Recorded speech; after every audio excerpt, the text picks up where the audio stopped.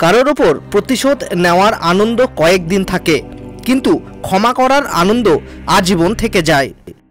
মানুষ জ্ঞানের পরিচয় দেয় তার কথায়, যোগ্যতার পরিচয় দেয় তার কর্মে, আর বংশের পরিচয় দেয় তার ব্যবহারে। আমি বিশ্বাস করি যে কেউ কিছু পাওয়ার উপযুক্ত হলে জগতের কোনো শক্তিই তাকে বঞ্চিত করতে পারে না। উঁচুতে উঠতে হলে তোমার ভেতরের অহংকারকে বাহিরে টেনে বের করে আনো এবং হালকা হও, কারণ তারাই উপরে উঠতে পারে যারা হালকা হয়।